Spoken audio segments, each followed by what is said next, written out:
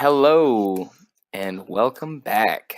2019. This is the first episode of the year, the seventh episode of the Don't Be Boring podcast. As always, I am Hezekiah. And I am Tyler. And this year we wanted to start off talking about self-improvement and talking about some of the ways that we are in our own lives actively trying to accomplish that. And one of the other things we wanted to hit on is kind of our goals for this next year and kind of just broader scope goals for the future. Where we want to go with that and some things that we're doing to try and accomplish those goals. So Tyler, I know you were talking before we started recording about some of the books that you're reading this year and how they're tying in towards your goals. What you got? Yeah. Well, before I talk about it, I just wanted to kind of reiterate what you were talking about. How we always kind of talk about the hype, the exciting aspect of the don't be boring concept, and the exploring and the experience, getting engaged and participating in stuff. But I think there's just as much importance on focusing on developing yourself, and you don't always have to be out and about and doing stuff to be considering to not be living a boring life. And I think that is a key factor to be to get away from FOMO, or fear of missing out, is to really understand that sometimes the better option for you is to stay in and read a book. And that's something that I only recently started getting back into. A couple months ago, I read "Who Moved My Cheese," which is an amazing book, and if you haven't read it, you should really read it. It's about change management. But ironically, after reading that, I realized, holy crap, it's been a year and a half since I had actually read a physical book. So I ran out, grabbed a library card, and it's been all downhill from here. So let's see. So I've been doing a good ramp to go downhill on, though. Hey, it's a good hill. It's fast. It's a nice hill. I don't know.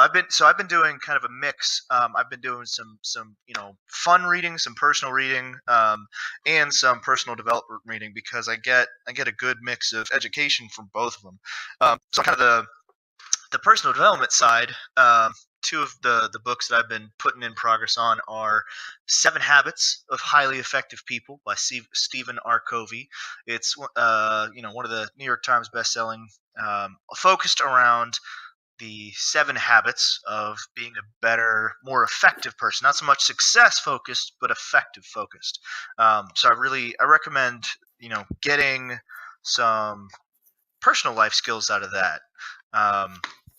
And then the other big one that I've been reading, and this is more on kind of the fun side, is I've been reading Andrew Carnegie's autobiography, which is actually right now I'm reading his biography, mainly because if you're not familiar with Andrew Carnegie, he was one of the 5 most successful Americans in history, up there with J.P. Morgan, John D. Rockefeller, and what people don't know is that Andrew Carnegie started out dirt poor, from Scotland, literally living on dirt floors, to being one of the most wealthiest men in history with U.S. Steel. So I like reading about these things, not only to get some better background on some skill sets, but also to kind of literally put myself in somebody, a success story's shoes, and be like, people like Steve Jobs and Bill Gates and all these successful people. A lot of the time we just see them from the perspective that, man, they've done these amazing things, and we see these little tidbits and anecdotes. But I think it's important to get above and beyond that, to kind of see, as much as these guys are legends, heroes, or they've done incredible stuff, at the same time they're human beings. And reading about their success stories and what they did on kind of a day-to-day, daily basis, have they made their habits has been really eye-opening for me. So, the next thing I want to read about is I want to read the backstory of John D. Rockefeller and then Bill Gates' book. So that's what I'm working on. What you been Fair reading enough, about, my Hez? guy. I think that's super interesting, and I think you really hit it on the head there. I read an interesting article the other day on Thomas Edison. Speaking of like dirt to greatness, and it was saying how when Thomas Edison was a little kid, he came home one day with a note from his school teacher, but he couldn't read, so he gave it to his mom, and his mom told him that the note said, "Your son is a genius. We don't have the ability to teach him at the school. Please teach him at home." So she started teaching him at home, did so until until he went off and became, and while he probably stole some things from Tesla, et cetera, became one of America's greatest inventors, or at least, most famous inventors. And it wasn't until his mom had passed on that he was going through her things and found that note. And the note had said, "Your son is mentally handicapped, and we don't have the resources to teach him here. Please teach him at home." So basically, like,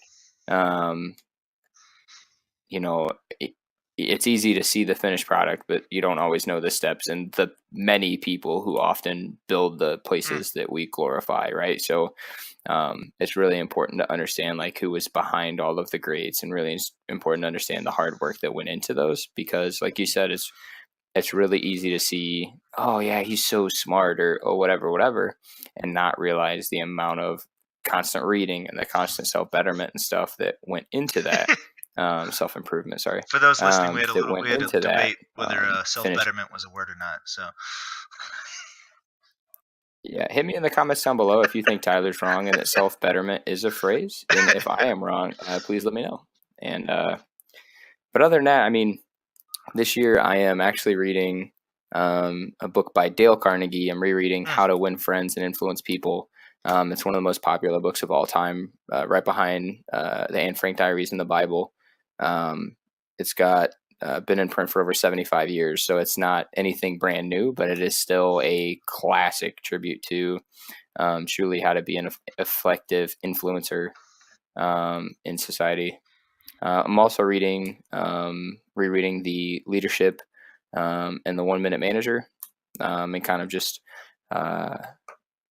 couple, short instances of different scenarios and how to play them as a leader. So both really good books on kind of the professional side. I'm also a really big fan of short stories, and I'm looking forward to this year writing more. So I'm trying to get back into writing. I used to write creatively all the time, but it's a book by David Sedaris, a collection of short stories called "Let's Explore Diabetes with Owls," which it slaps. So I think that's a wonderful title. But this year I'm looking forward to trying to write more short stories. So I think reading some short stories and getting my mind back in the context will be very helpful. Just a question on that. How do you since this is something I feel like I've struggled with too, how do you set aside the time to read? Or like, how do you make sure that you with busy schedules and life, what you do? Definitely. So for me, it's like this is something I really struggled with in 2018. Like I really tried to read, but like I didn't do it. I maybe read one book in like the entirety of 2018. So I was like garbage at really following through with that. But this year, like I'm already 166 pages into this book, so I'm over 50% of the way through, and it's one of those things like we talked about in, God, I can't remember which one of our previous episodes we talked about, kind of setting aside that time and building it in. What I have done this year differently, that's been really effective for it, has just been, like I said in that episode, I've got to put myself in the time where I know I'm going to be forced to do it. So I started waking up earlier. I wake up even on my off days at 6 o'clock. And then on my off days, I'll get up in the morning, I'll go downstairs, feed the dogs, and then I'll put myself in a position that I don't normally sit. So at our dining room table, I'll sit down and I'll read the book. If I sit down on the couch, Lord knows I'm going to end up playing Fortnite. If I lay down in bed, I'm going to fall back asleep. so I put myself at the table, which I found has helped me out. So reading that book, a fair good chunk through it. And then I also have worked it into some of my other relaxing time. So while my wife and I are sitting right when I get home, as soon as we put Ezra to bed, instead of playing a game of Fortnite or whatever, while Katie is detoxing, like hanging out and looking at Facebook or whatever for the day, I'll sit down and read my book for 5-10 minutes. So micro inserting that time in has helped. And the benefit being with short stories, it's not a cumbersome, oh, I got to read a chapter or I got to read, like for 30 minutes to get to the next point of the story. It's I can read for 2 minutes and I got that That's one. awesome. So that's been good, but yeah. Heck yeah. Definitely. I mean, one of the other things that I wanted to talk on, other than so our books, I often feel like are, an investment in yourself, right? So we spend on some days 17 hours a day working for somebody else, accomplishing their goals, accomplishing their dreams. We often forget to come home and work on ourselves, right? Like we are our own greatest project, or our biggest obstacle or thing to work on, and we don't often spend enough time. So I think it is truly important, like especially with everyone starting the new year and starting the resolutions, right? Like to actually identify things that you want to change. And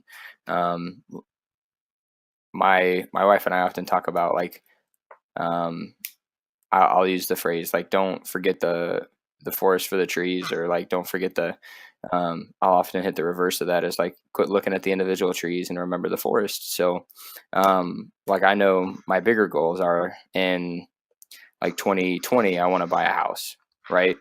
2020 I want to buy a house, I want to publish a book, and I want to move down to Texas. So it's like I've identified these are 3 major goals for next year, and then I've identified 19 goals within this year that I want to do to help prepare me for those. So that's, aggressively saving money. That's educating myself to be able to accomplish what I want to.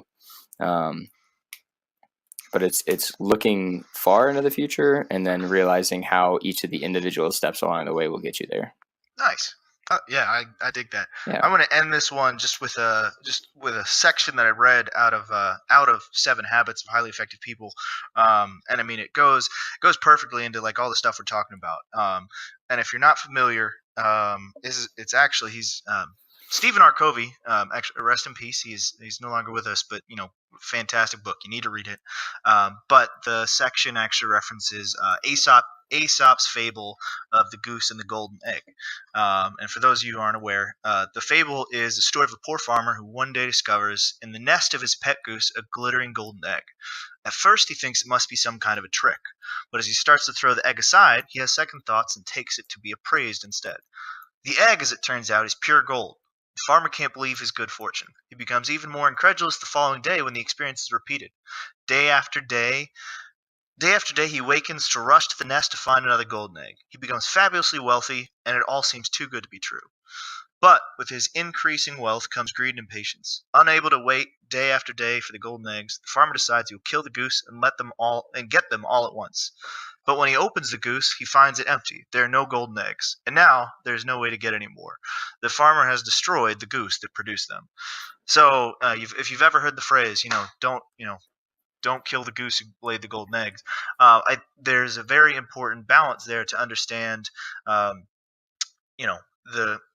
taking advantage, understanding what your asset is and investing in it. And in this case, the goose, the asset is you. And, we spend a lot of time thinking about our New Year's resolutions and our goals and, exciting portions. And I think it's important that we understand not only how can we, what do we want to see improvement on, but what do we want to see improvement on in ourselves, and how can we make that not a one-off short-term change, but making it a habitual long-term change that continues to give us more golden eggs. So that's something I just wanted to end with, especially, if you haven't finalized your New Year's resolution, still plenty of time to do that. You got. If you don't start your New Year's resolution until February, you're still 11 more months out of the year. So definitely, that's what I got. Definitely, and think you really hit it there. Like, it's never too early or too late, right? If you're like that, I sent Tyler this morning a Shia LaBeouf video where he's reading a monologue from like an art student, and it's basically just him screaming, "Just do it." It's probably one of my favorite things that I've ever seen, partially because I love Shia LaBeouf, but also because it's just motivating. So I think at the end of the day, what you need to do, other than not be boring, is do it. Just do it. Sorry, I just had to. Just do it, right? Whatever you just do it. Whatever your thing is, just go for it, and give yourself the information you need to be able to accomplish that. Never stop trying to better yourself, and at the end of the day, just go for it. Well, hey, with that, don't be boring. Just don't do it. Don't be boring.